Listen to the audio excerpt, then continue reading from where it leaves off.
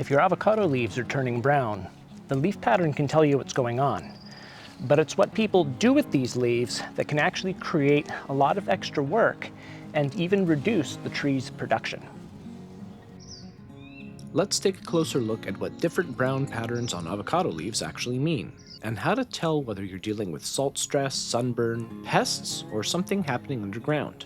Then we'll talk about how to support your tree in a way that makes your life easier over time, and I'll share the biggest mistake I see people make. It's not what most people expect. One of the most common patterns you'll see on avocado leaves is browning along the tips and edges. This is often a sign of salt buildup in the soil. Avocados are especially sensitive to salts, whether that's from fertilizer, compost that's too rich, or salts that accumulate from irrigation water over time. In Southern California, this is really common because our tap water, especially if it comes from the Colorado River, tends to be fairly high in dissolved salts.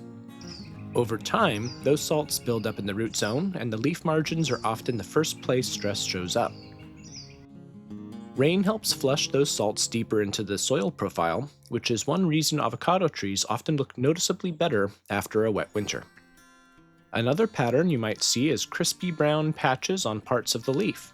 This can happen when leaves that are shaded suddenly get exposed to hot sun, after pruning during a heat wave, or when a young tree is filling in its canopy. Avocado leaves aren't great at handling intense sun when they're not acclimated to it, so sudden exposure can cause leaf scorch pretty quickly.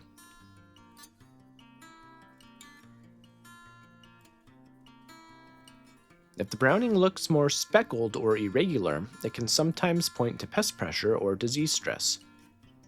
Mites, thrips, or certain fungal issues can cause patchy damage that doesn't follow a neat edge pattern. UC IPM is a great place to start, though avocado problems aren't always laid out side by side, so you may have to hunt through a few pages to narrow things down. If you're really unsure, bringing a leaf sample in a sealed bag to a local nursery, or sending photos to your local extension or master gardeners can save you a lot of guesswork.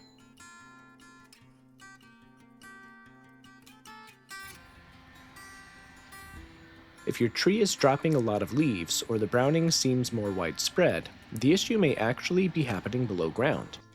Poor drainage, compacted soil, overwatering, or root damage can all stress the tree and show up as browning leaves.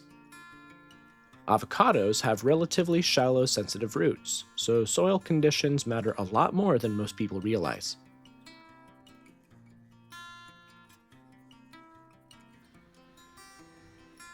Brown leaves are just one signal. Some other things to pay attention to: yellowing leaves, which can point to low nitrogen or overwatering, wilting even when the soil is wet, a sparse canopy or thin growth, dieback at the tips of branches, and poor flowering or fruit drop. Often these signs show up together. They're all clues that the tree is under stress, not just a cosmetic leaf issue.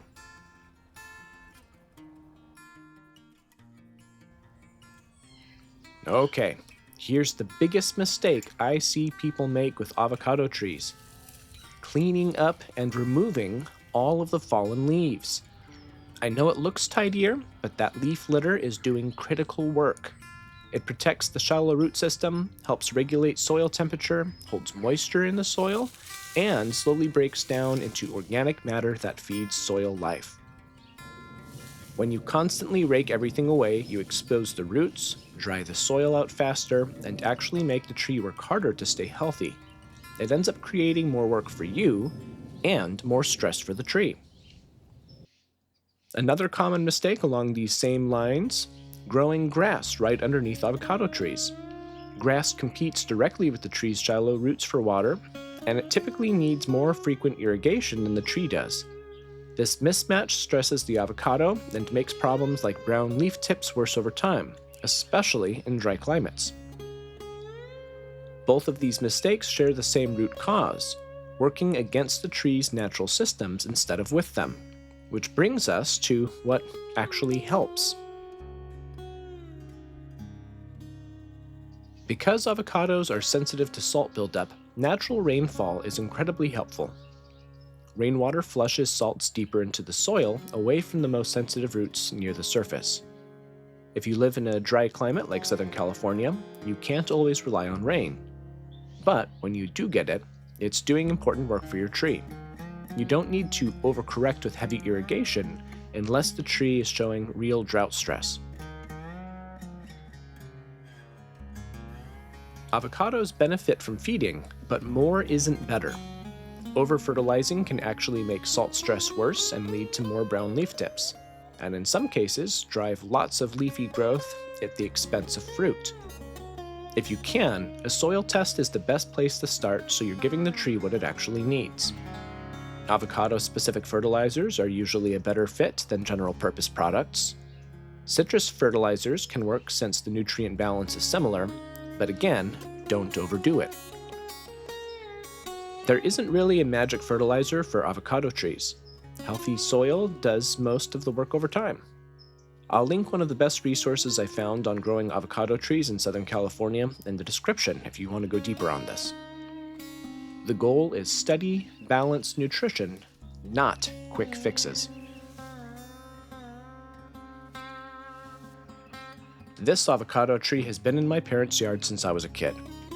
It's had good years and rough years, and unfortunately, it's going to be coming down soon. It isn't easy when a tree like this has to go. It's going to really change the yard, and it's also going to open up some new possibilities. In the coming weeks and months, I'll document those changes and share them here. If you're dealing with brown leaves on your avocado tree, drop a comment and tell me what you're seeing. Let's figure out what's going on together. Thanks for watching. Feel free to check out these other videos, and I'll see you next time.